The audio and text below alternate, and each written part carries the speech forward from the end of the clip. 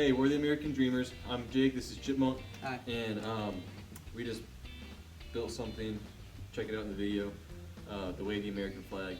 We're going to take the scraps from that video, or from that project, and we are going to build a Chicknic table. That's right, a picnic table for chicks. Yeah, Well, pretty much. chickens, if you're confused there.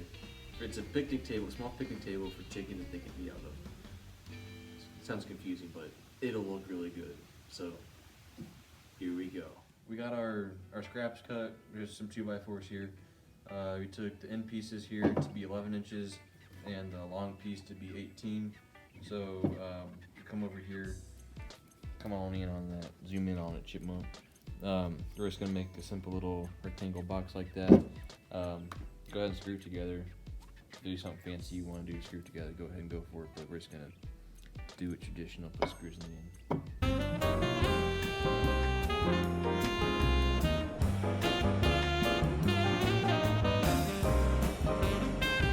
Now that our cameraman has tried to hurt himself terribly twice with the hammer and just tripping over his own feet, we have our box built. This is for the top of the table, the picnic table, and we used the ever handy dandy pencil. We traced it onto the OSB over the corner. You gotta make sure it's square. It's really square. It's really nice. So we're just gonna go ahead and cut it. We traced it out, like I said. So yeah, it should fit somewhat perfectly. Hopefully. Hopefully. Hopefully. Okay.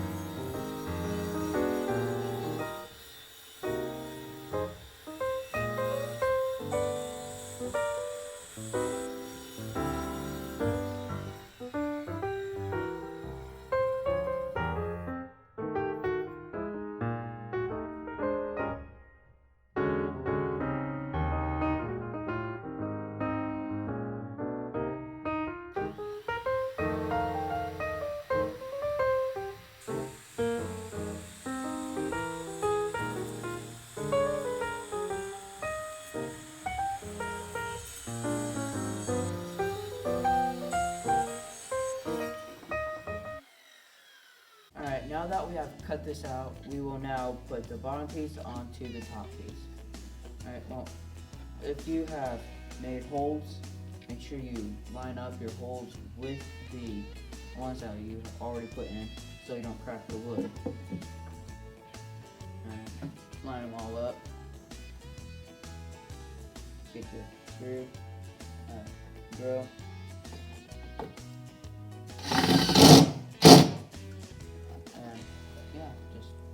Do them all over. About Just a stand foot. off the ground. Think that's too tall? A little bit. Bit smaller.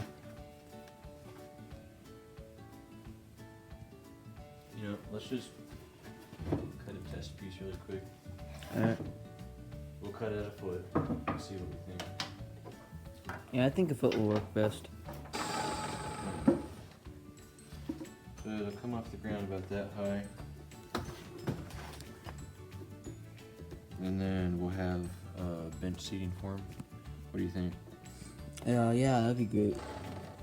Remember to keep all fingers, body parts, long dangly things, and especially tape measures away from moving blades when you're using a miter saw. What happened to your tape measure? Well, my tape measure, I won't mention any names, but one of our cameramen, only cameraman, well, he was running the miter saw in a prior video, and well, he put my tape measure a little bit too close to the miter saw, and my tape measure had a fatal injury. Not me. No, because you're not the only cameraman we have, of course. Alright, so we went ahead and cut the feet approximately 25 degrees. I really have no idea what angle it is because the miter saw that we have is it's not very accurate, and it's I'm telling you what degree it's at. But went ahead and cut it at 25. So what we did is it came in 3 inches from the edge. Then we made a line squared to this, so squared to the edge.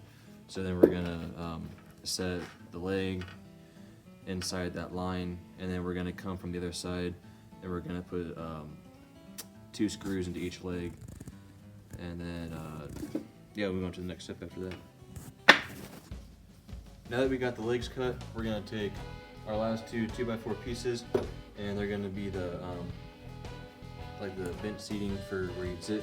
So we're just gonna take handy dandy 2x4 here, set upside down.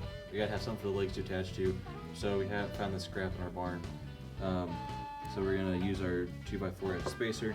We're gonna set this up here. Kind of just guess on how it's gonna go. It doesn't really matter. And we're gonna screw that into there. So then when our 2x4 is ready to go, we can just screw into that, and it'll look snazzy. Yeah. All right. So now that we got the supports in for the seats, that's our last 2 scrap pieces, 2x4 here. We're just gonna use them as the seats. Cut it. I'm particular and picky, according to my cameraman. You are. Yeah. See, there you go. From the man himself. I cut it to the same length-ish as this. It's about 21 inches. So we're just gonna put it on there. You can come from the top and put screws down, but then you got these nasty screw holes. So we're gonna flip it over, and we're gonna put the screws in through the bottom of the support. But we're going to do some major, what's that word? Countersinking, I guess would be the term. Mm-hmm. Yeah, so we're just going to get at that and get her done. Okay. Alright, so now we got the seats on. As you can tell, it might be a pain to try and reach these little screws, because, oh look, my bit's not long enough because my drill can't fit in there. Folks, this is what we call ingenuity. This is 4 pieces from my drill kit. And just like that, with ease, I can reach the screw. There's always a solution to every problem. Just gotta move forward. It's right in front of you usually. It is.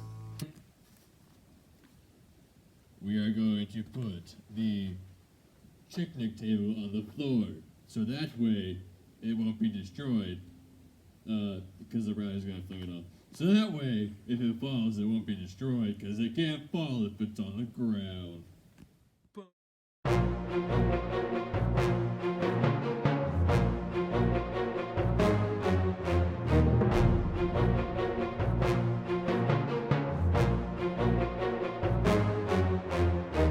Alright, so now we got the Chicknic Table finished.